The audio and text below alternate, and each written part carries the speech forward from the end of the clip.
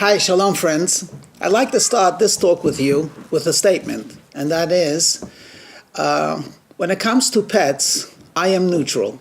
Those of you that have parakeets, dogs, or cats, or hamsters, or any other living creature that you care for, and you are enjoying the company, I wish you many happy years together with your pet. The purpose of this YouTube is to share with you a thought and to make a distinction between the relationship of a human with an animal to a human with another human. Not too long ago, I made a pastoral visit, and a very nice lady. She was recuperating from some type of an operation. She was in her 50s. And we were just talking. I was just to make some conversation and to offer a little bit of friendship. And in the course of the conversation, she mentioned that she was divorced many, many years. She has, I think, a daughter somewhere back east. She's not very close with her. And as we're talking, I mentioned something to the effect like, sometimes it's lonely without a larger support system. And then she smiles and she says, no, I'm not lonely. I have Shena Punim with me. Now, for those of you that know Yiddish, Shena means nice, Punim or Punim means face. I have nice face with me.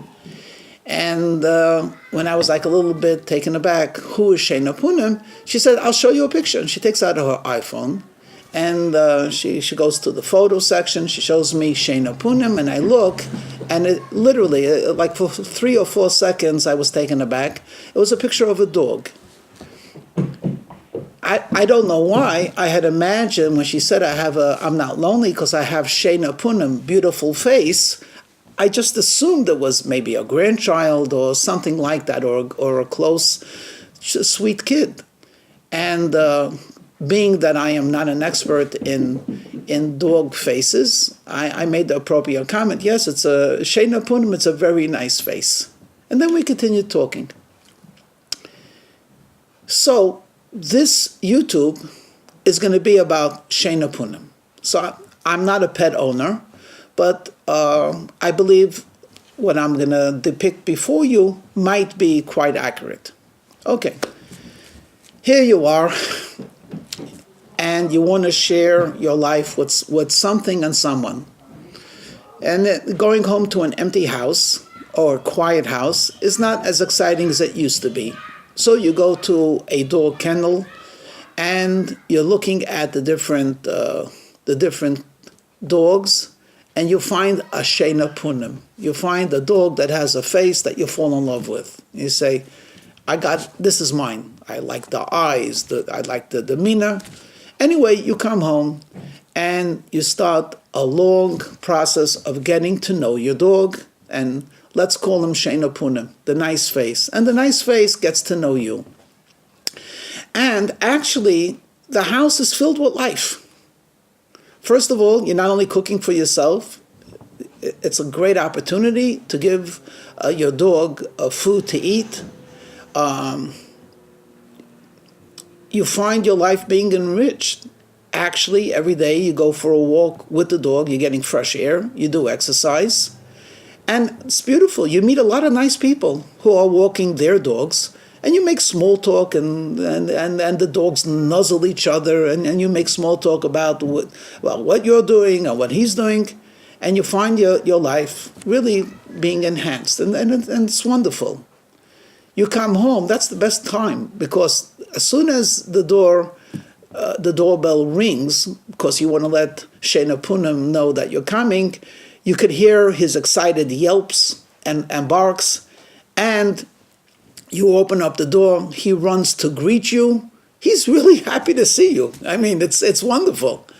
And let's imagine you're sitting and relaxing, and you're watching CNN, and you make a commentary on the news.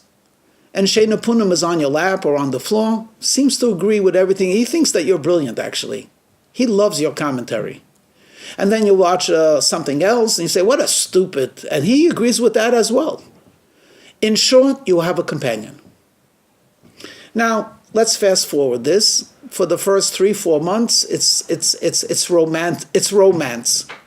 And then you realize that, yeah, actually, vacation is coming up, and you want to go on vacation, and you start Googling, and you find that there are a lot of places which is not pet-friendly. And suddenly you realize that having a pet is not only pleasurable, but it's a lot of responsibility, because you have to give up a lot of your own pleasures.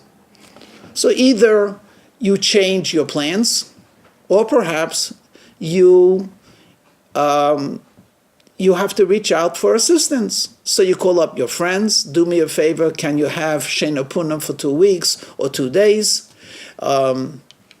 If you're able to afford it, you might want to send them to a pet hotel.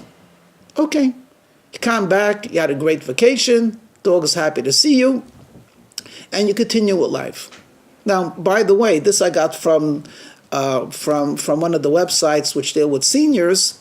Over the lifetime of an average dog, you will be spending $11,000, including medical expenses, and for a cat, interesting, close to 13.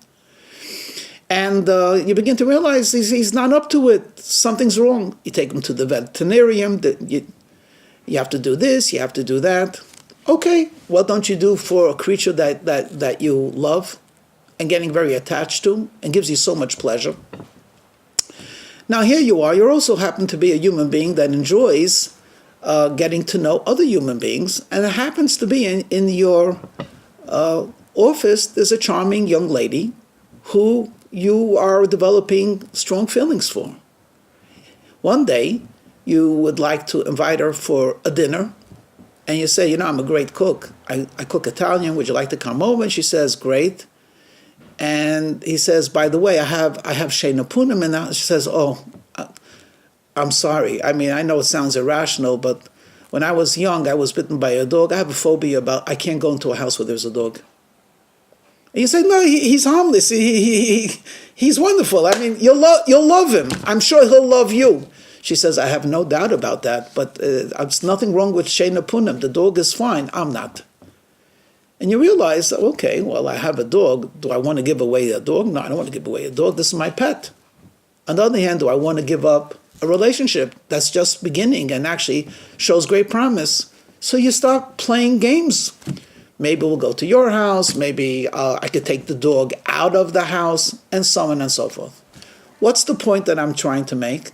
I'm trying to make a simple point, and that is that first there's a lot of romance, quote in italics, a lot of love, a lot of benefit, and then you begin to realize that with all of this benefit, there is responsibilities, and suddenly your vacation plans have to change, your relationships have to be taken into account in terms of the thing. If the animal is not well, you have to babysit and pay money for it, and so on and so forth. Okay. Now, assuming that you are a good pet owner, you have demonstrated loyalty, devotion, commitment, concern, sensitivity. You've gone the extra mile for your pet. Question. It might sound like a little bit of a silly question, but question. Will this help you in terms of a marriage? Well, to rephrase it, why is it so difficult for me to get along with my wife, but before I married, I got along very well with Shena Punam, with my dog, with my pet? I mean, this one needs commitment, this one has commitment, this one has loyalty, this one has loyalty, this one has love, this one has love. Why is it so difficult? Well, there are 3 obvious answers. The first obvious answer is, I could read the mood of my pet. I know when my pet is happy. It wags his tail, it licks me, it's simply happy. I also know when my pet is anxious. I could see it in the face, I could see it in the manner. When the animal needs to go outside, I could tell. But you know something? Spouses are, humans in general, spouses in particular, I never know. I thought you were enjoying it, you're not. I thought you were interested, you're bored. I thought you were happy, you're not. And of course, my spouse, not only does she not apologize, but she says, you should have known. If you really loved me, you would know what I'm feeling. So Number one, I could read the emotions of my animal, but I can't read the emotions of the ones that's closest to me. Problem. Number two, the pet relationship, the feedback is tremendous, and it's instantaneous. So you say to Shena Punam, we're not going out today, I'm too tired, and you plop on the couch, and Shena Punam begins to whine and look at you with sad eyes, and you say, okay, we'll go. And you get up to put on your coat, and suddenly Shena Punam comes alive. The feedback is amazing. It's hungry, and you give it its favorite food, immediately you see feedback. Humans, delayed feedback. Occasionally, no feedback. So all of your good training as a pet owner doesn't work for a human being, especially if it's your spouse. Finally, it's amazing. What we call a relationship between the human and Shena Punam and your pet dog is actually very much one-sided. You hold all of the cards. If you're in a bad mood, you will not take him for a walk. If you're cruel, which you should never be, you might decide not to give him food or to give him the food that's left over. You see, you're in charge in this relationship, and your pet knows it. So even though you're a good pet owner, at all times, essentially, you're in control. So if your pet is ill, it will not go to the vet. It needs you to take it to the vet. Okay, so where are we going with this? Well, we're going with this is that the relationship between a human and a human, as well as in particular between a spouse and its mate, man to a woman to a man, it's very different than the pet relationship. And therefore, if you're comfortable and satisfied with the human-animal relationship, I don't know if you really should get married, because it's going to change it, and not for the better. You're going to be confronting a brand new set of responses which perhaps you do not need or you're not ready for. But if in your own mind and in your own life you realize that as rewarding a relationship that you have with your dog or with your cat, with your parakeet, with your goldfish or whatever, is satisfying on a basic level, but it doesn't touch you on a deeply human level / spiritual level, then perhaps you should think of the challenges and the benefits of marriage. The benefits,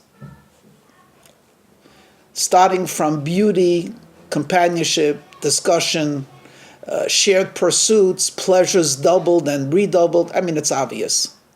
Challenges. Challenges is you think you're great, your spouse will demand more, or at the very least will encourage more. When you say something really stupid, your dog won't make a comment, but perhaps your spouse will. When you're lazy and don't want to do anything, as long as your pet gets the food and you call up a friend to take him out for a walk, you're a good pet owner. But if you're a lazy person and you're not willing to work on profession or advancement, or more correctly, working on character, you're not a very, very pleasant spouse to be with at all. Which leads me to the final discussion, the final point. If you're a good pet owner, you're exactly what that is. You care about animals, or at least your animal. If you're a good spouse, you're a person who has godliness in his life. Because to be a good spouse, you have to go out of yourself. To be a good spouse, you have to put someone else not only as important, but perhaps even more important than you. When you're a good spouse, the ideas of selflessness, the ideas of generosity, the ideas of compassion, the ideas of empathy come real on a daily basis. And if you're able to go beyond yourself in a spouse, you actually open yourself up to become one with God as well. So those of you that are enjoying your pets, long life to you. Those of you that are, in addition to that, would like to enhance your life, I wish you mazel tov. May you find the right partner in life that will bring out the best in you. Shalom.